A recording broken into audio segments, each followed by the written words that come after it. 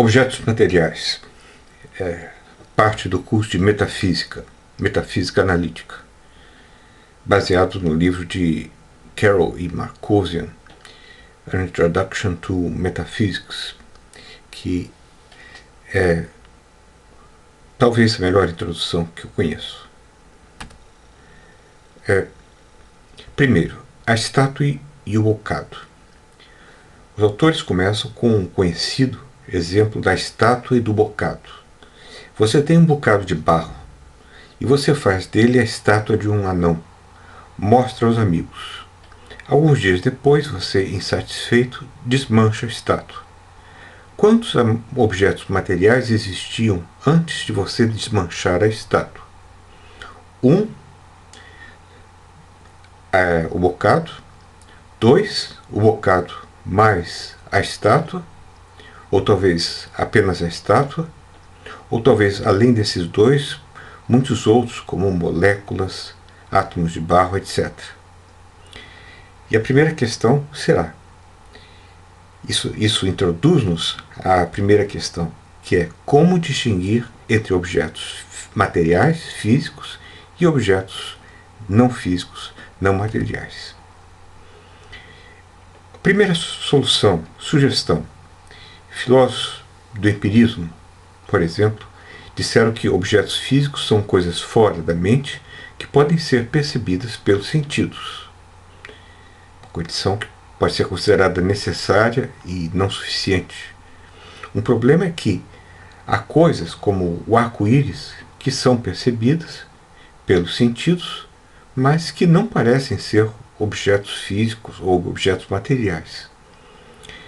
Outro problema é que, como diferentes seres possuem diferentes sensibilidades, diferentes aparelhos perceptuais, por exemplo, os peixes de água profunda, que percebem as coisas por meio de campos eletromagnéticos, eles terão percepções diferentes do que seriam objetos físico-materiais. E talvez organizassem as coisas de maneira diferente. Então, se nós aceitarmos essa primeira definição, nós podemos cair num relativismo sobre o que conta como objeto físico. Uma solução seria dizer que os objetos físicos são aqueles que podem ser entendidos por uns seres percipientes ou por outros seres percipientes. Quer dizer, tanto faz se somos seres humanos, ou águias, ou urubus, ou baleias. O que nós percebemos como objetos físicos serão objetos físicos. Podemos, contudo, imaginar seres hipersensíveis capazes de perceber pensamentos de outras pessoas e proposições, que então seriam objetos físicos? Seria uma espécie de intuição intelectual que eles teriam? Parece que não, porque nesse caso não seria propriamente uma percepção sensível. Podemos dizer que os objetos físicos são aqueles que são estudados pela física. Mas isso fica meio circular, porque nós definimos a física como o estudo dos objetos físicos. Não tanto, nós poderíamos ter outras definições, mas não parece que essa definição nos leve muito longe. Talvez, se adequadamente trabalhada, não sei. Segunda sugestão desses autores é a solução dos universalistas, como o filósofo norte-americano Quine. Para os universalistas, um objeto físico é um agregado material de qualquer porção espaço-temporal, não importando o quão descontínuo for. Por exemplo, a minha mão, que está no computador, mais o computador, mais essa câmera que está na minha frente, tudo isso formaria um objeto material. Tanto faz, a minha mão e a câmera mais o computador, Ou então, no exemplo desses autores, minha cabeça, o sapato do presidente e um quark que está na superfície da Lua constituiriam um objeto físico. Então fica muito fácil, mas também muito absurdo, porque quem diria que isso é um objeto físico, a não ser os quainianos. Outra sugestão é a de invariant.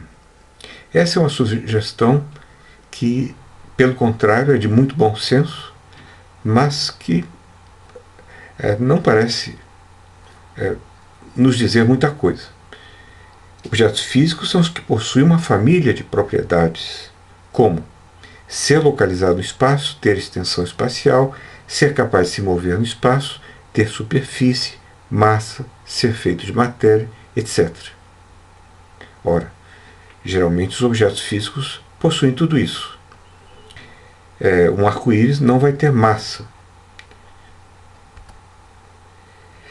Segundo Invagner, o conceito de objeto físico é impreciso, com que nós podemos concordar, e a extensão em que ele é satisfeito pelas propriedades corresponde à medida em que o objeto é um objeto físico. Então, na medida em que essas propriedades e algumas outras forem satisfeitas, nós teremos mais e mais um objeto físico. Um arco-íris é bem pouquinho de um objeto físico, mas uma cadeira tem tudo isso e mais algumas coisas. Objeções. Isso serve para objetos cotidianos. Mas o que dizer de quarks, elétrons, átomos ou mesmo moléculas orgânicas? Se eles não são objetos, então os objetos cotidianos, que são formados por partes que não são objetos, seriam objetos, mas isso parece absurdo. Mas eu não vejo por que quarks, elétrons, átomos, moléculas orgânicas não têm algumas dessas propriedades. Estão localizados no espaço. Eu penso que tem extensão alguma. Move-se no espaço. Tem massa, são feitos de matéria. Então essa não é uma objeção forte. Agora, imagine um mundo de objetos que surgem e desaparecem e não têm extensão. Ou ainda o caso de sombras, imagens, sensações, alucinações. Não são objetos, mas têm localização e ocupam espaço. Por exemplo, sombras estão localizadas no espaço, têm extensão espacial, podem se mover no espaço, tem superfície, penso que sim, não tem massa, não são feitas de matéria. Isso as desqualifica bastante para a função de objeto material. Mas imagens, alucinações, imagens mentais. Bom, as alucinações elas não estão localizadas no espaço que a gente pensa que está, mas elas são localizadas no tempo, na cabeça das pessoas, não tal da maneira como nós pensamos. Movem-se no espaço, as alucinações parecem ter superfície, massa, etc., mas não tem. Que bom que não tem. Então,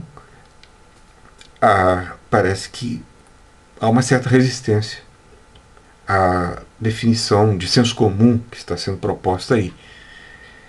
Outro problema: a mente está na cabeça, e se ela não é simples, deve ocupar espaço, mas a mente não é um objeto físico. Por que não?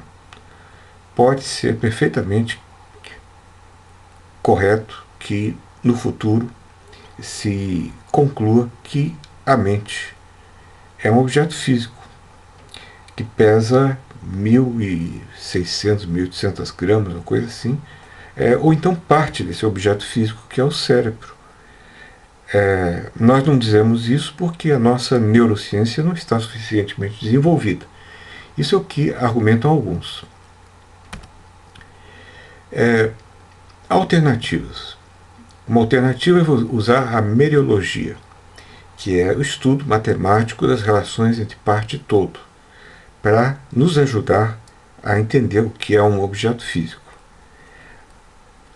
talvez seja um recurso. O que é composição? É a formação de um todo pelas partes, para a mereologia. E Invaghen define assim: primeiro, x sobrepõe parcialmente y, overlap, quando há um z que é parte de x e parte de y. Quer dizer, você tem dois conjuntos e você tem uma interseção, que é o z. Bom, dois conjuntos aí, você tem o x e y, que seriam duas coisas ou duas unidades, e o z que pertence a ambas. Isso é sobreposição parcial. Agora, o x compõe um y que é composto pelo x, então x serão partes de y, no sentido técnico de composição, se essas três condições seguintes forem satisfeitas. Primeiro, os x são todos partes de y. Segundo, não há 2x que se sobrepõem parcialmente. Seguindo a condição 1. Não existe essa sobreposição parcial com um z que pertence aos dois. 3. Todas as partes de y sobrepõem parcialmente ao menos um x. Quer dizer, você pode ter x dentro ou fora de y. Pode ter x fora de y, mas isso não tem problema, contanto que tenha o x dentro do y. Então, isso seria a noção de composição. Parte é um termo primitivo, e em mereologia, cada coisa é, por definição, parte de si mesma. Mas uma parte própria de x é uma que não pode ser o próprio x. Ok. Mas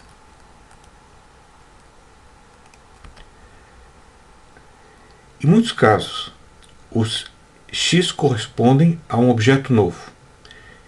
Exemplo, os pés de uma mesa são objetos também e compõem a mesa. Os pés mais o tampo. Mas em outros casos não. Por exemplo, meu nariz e a Torre Eiffel não compõem um objeto novo. Mas os pés da mesa, os pés e o tampo compõem um objeto novo. A questão de Invaghen é o que faz com que, em alguns casos, haja composição e outros não. Claro, essa é a questão crucial. Nós temos o mínimo, mas não o suficiente. Então, essa é a questão especial da composição, QEC, que seria quais são as condições necessárias e conjuntamente suficientes que o X precisa satisfazer para compor um objeto. Não basta que eles satisfaçam essas três condições dadas. A questão aqui é sobre o modo, caso exista, pelo qual as propriedades e relações estão ligadas na relação de composição de modo a formar um objeto físico, um objeto material. Essa questão tem sugerido várias respostas. A primeira delas seria o contato. Segundo essa posição, o X só compõe um objeto se estiverem em contato uns com os outros. Por exemplo, as teclas do meu computador, elas estão em contato com essa chapa. Essa chapa está em contato com essa outra parte, que o visor, a tela, está em contato com... tudo está contactado. Ok. Mas, e claro, forma um objeto físico. Mas se você esbarrar em alguém no metrô, será que vocês dois, por um momento, estando em contato, não formaram um novo objeto físico? Difícil acreditar. E os átomos e as partículas subatômicas que formam um objeto físico, como esse computador, eles estão, pelo que se sabe, a uma imensa distância uns dos outros. Digamos que se fossem bolas de gude, estariam a distância de quilômetros um do outro. Ora, ou coisa assim. Então não estariam em contato. Então como eles podem compor algo? Então parece que o mero contato não é suficiente para a composição. Nós podemos reforçar isso, prender ou grudar, o fastening. As partículas subatômicas, apesar de distantes umas das outras, os átomos que compõem o objeto, elas são presas entre si por forças muito grandes. Um objeto físico, um objeto material. Então, elas se prendem.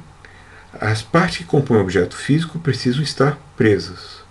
Essa seria uma interessante solução. Bom, mas imagine, dizem os autores, que você aperte a mão de alguém e as mãos se grudem. Você passou uma cola especial na mão e por alguma razão as mãos se grudam. Isso acontece em filmes de humor. Nesse caso, vocês dois passaram a ser parte de um novo objeto físico? Houve o prender, o grude? Parece que não. Embora alguns aceitem que se trata de um novo objeto físico, formado por duas pessoas grudadas. Além disso, estar preso é uma relação que possui graus. Há uns graus de grude, graus de pertinência. Por exemplo, esses dois cães que acabaram de fazer amor, para a teoria do prender, do fastening, do grude, formariam um novo objeto físico. Seria um cão de duas cabeças com 8 patas. Mas isso parece bastante insatisfatório. Nós teríamos que definir melhor o que seria prender.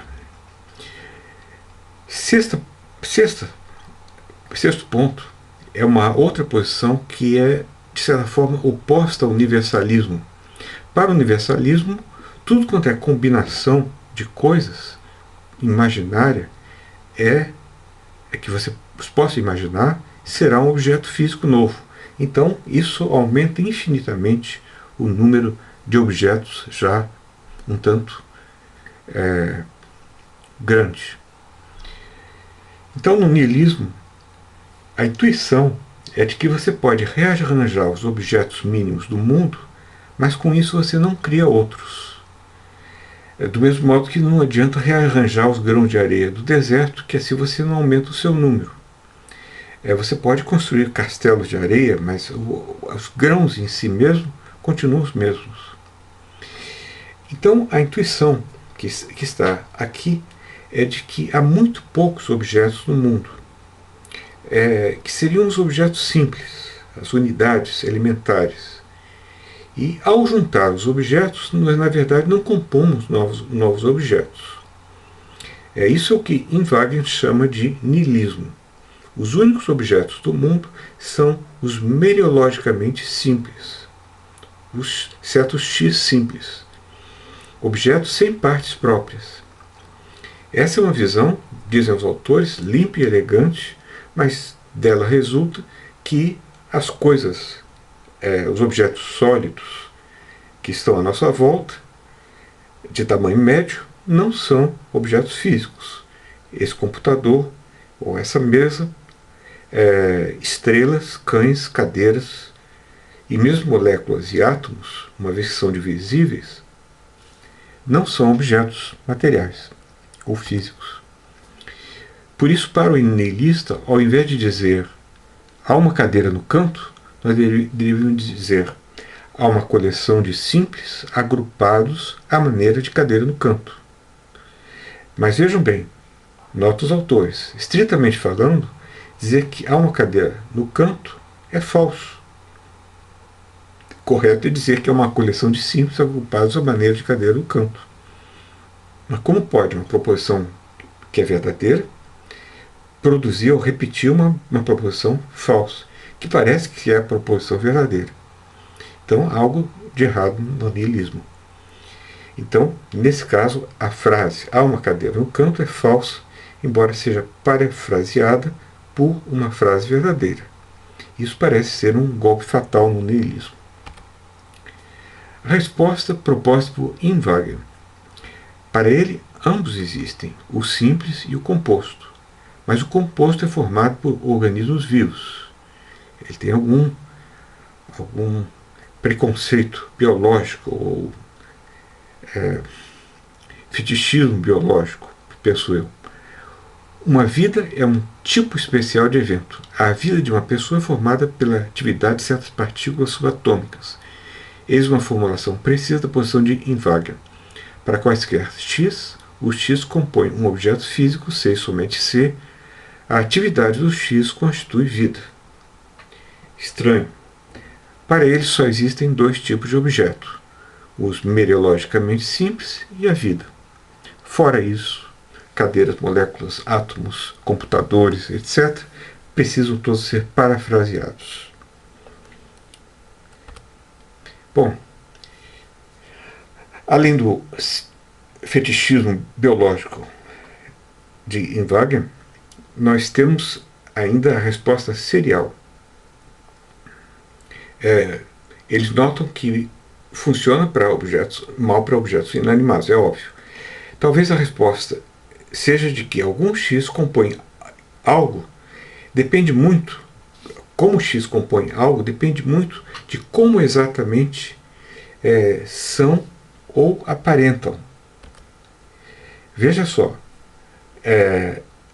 as partículas subatômicas, elas compõem um átomo, mas elas têm características próprias.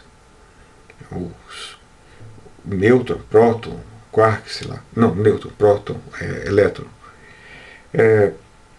Os átomos, os vários átomos da tabela periódica, eles vão compor uma molécula. Então você vai ter uma diferente série de X que vão compor o Y. Se nós quisermos pensar assim. Ou as moléculas formam um pedaço de rocha. Então você tem outra série de X que formam o Y rocha. As células juntas, milhões de células, formam um organismo vivo, como esse speaker que vos fala. Ora, trata-se também de uma composição pertencente a uma série. Tudo isso depende de como os constituintes são. Então, o que você precisa é estabelecer as séries. Isso significa que tudo que precisamos é estabelecer as séries de tipos de objetos. E ver o que caracteriza os seus constituintes. E aí você tem os diferentes tipos de objetos físicos. Essa seria a resposta serial.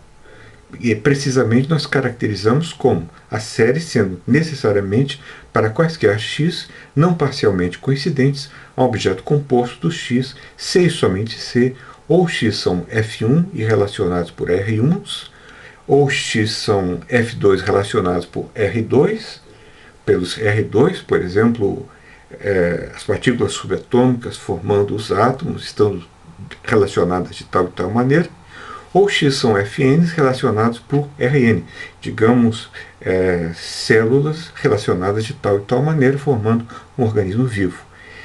Essa seria a resposta para a questão das condições necessárias e suficientes para quaisquer X comporem um objeto material, segundo Lewis. A maior objeção a essa resposta, que não deixa de ser interessante, é que até hoje ninguém apresentou série alguma. Última solução, composição brutal, ou bruta, composição bruta. É a ideia de que simplesmente não há resposta para a questão de saber as condições necessárias e suficientes para a composição de objeto material. Não dá, não tem resposta. Não há regra de composição. É um fato bruto que alguns X compõem o Y, que é o objeto material, e outros não. Ou seja, não há uma resposta não trivial e finitamente longa para a questão da composição de um objeto material. O problema é que essa é uma solução extremada e implausível. Ela pode significar simplesmente a desistência de se buscar por uma resposta.